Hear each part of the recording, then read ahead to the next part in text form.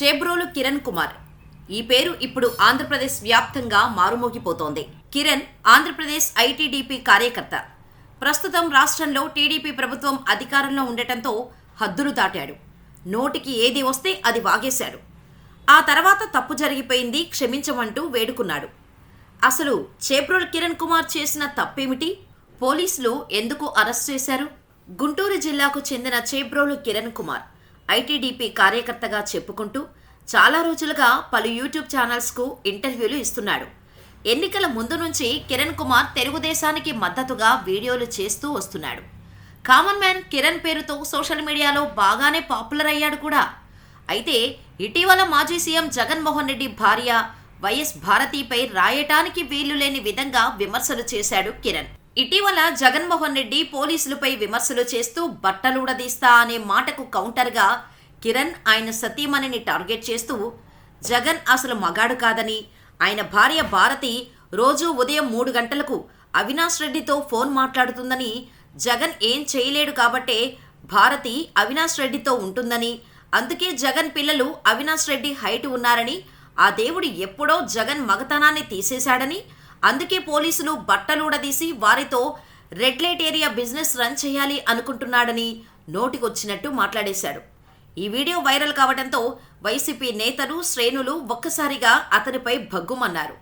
దీంతో ఈ విషయంపై కొందరు కూటమి నేతలు స్పందిస్తూ, మా టీడీపీలో ఇలాంటి క్యారెక్టర్లెస్ మాటలకు స్థానం ఉండకూడదు అని మా పెద్దాయన చంద్రబాబు, లోకేష్ ఇదే చెబుతున్నారని, అదే మేము ఫాలో అవుతున్నామన్నారు. ఈ క్రమంలో కిరణ్ ఎపిసోడ్పై వైఎస్ఆర్సీపీ ఎక్స్ వేదికగా స్పందించింది. సిగ్గుచేటు, ఆమోదయోగ్యం కాదు. మాజీ ముఖ్యమంత్రి వైఎస్ జగన్మోహన్ రెడ్డి కుటుంబంపై ఐటీడీపీ కార్యకర్త దుర్భాషలాడాడు. ఇది రాజకీయ ద్వేషానికి అతీతమైంది. ఇది పూర్తిగా అసభ్యకరమైంది. వెంటనే అతన్ని అరెస్ట్ చేయాలని మేము డిమాండ్ చేస్తున్నామంటూ ట్వీట్ చేశారు. ఈ ట్వీట్లో ముఖ్యమంత్రి చంద్రబాబు, డిప్యూటీ సీఎం పవన్ కళ్యాణ్, మంత్రి నారా లోకేష్, ఏపీ పోలీసులను కూడా ట్యాగ్ చేశారు.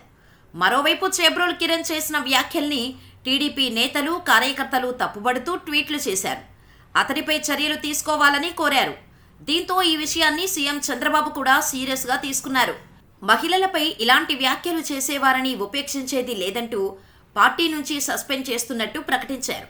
అంతేకాదు, అతడిపై పోలీసులకు ఫిర్యాదు చేయాలని నేతలను టీడీపీ అధిష్టానం ఆదేశించింది. దీంతో పార్టీ నేతలు ఫిర్యాదు చేయడంతో గుంటూరు పోలీసులు చేబ్రోలు కిరణ్పై కేసు నమోదు చేశారు.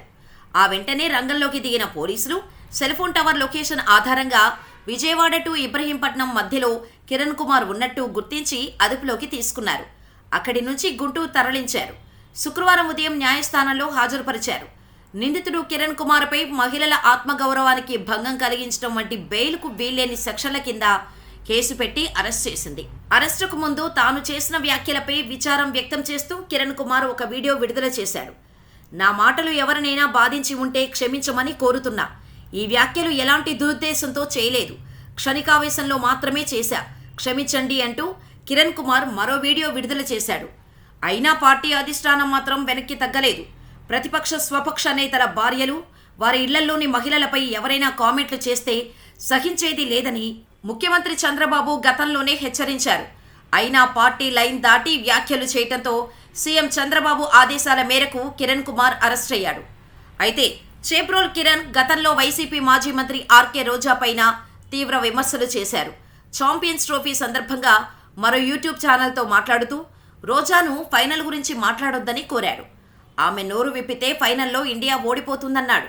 అంతేకాదు, రోజా ఐరన్ లెగ్ అని, ఆమె కుంభమేళాకు వెళ్తే అక్కడ భక్తులు తొక్కిసలాట జరిగి చనిపోయారంటూ వ్యాఖ్యలు చేశాడు. ఇప్పుడు దీన్ని కొందరు సోషల్ మీడియాలో షేర్ చేశారు. ఇదిలా ఉంటే చేబ్రోలు కిరణ్ గుంటూరు టీడీపీ ఆఫీసులో టీ బాయ్గా పనిచేసినట్టు తెలుస్తోంది. ఇతను టీడీపీ పెద్దల మెప్పు కోసం ఇలాంటి వ్యాఖ్యలు చేస్తుంటాడని సమాచారం. అయితే ఈసారి మాత్రం వైఎస్ భారతిపై చేసిన వ్యాఖ్యలు సభ్య సమాజం తలదించుకునేలా ఉండటంతో స్వయంగా సొంత పార్టీ టీడీపీ స్పందించి చర్యలు తీసుకోవాల్సిన పరిస్థితి ఎదురైంది. గతంలో టీడీపీ అధినేత చంద్రబాబు నాయుడు సతీమణి గురించి అసెంబ్లీ సాక్షిగా దుర్భాషలో ఆడిన సంఘటన ఇంకా ఎవరూ మరవలేదు. వైసీపీ ప్రభుత్వం ఓడిపోవటానికి అది కూడా ఒక కారణంగా చెబుతారు. అందుకే అధికారంలోకి వచ్చినప్పటి నుంచి భాష జాగ్రత్త అంటూ సీఎం చంద్రబాబు నాయుడు, మంత్రి నారా లోకేష్ పదే పదే చెబుతూ వస్తున్నారు. అయినప్పటికీ టీడీపీలో కొందరు సోషల్ మీడియా వేదికగా హద్దులు దాటుతున్నారు. అలాంటి వారికి చెక్ పెట్టాల్సిన అవసరం ప్రభుత్వానికి, పార్టీకి ఎంతైనా ఉంది.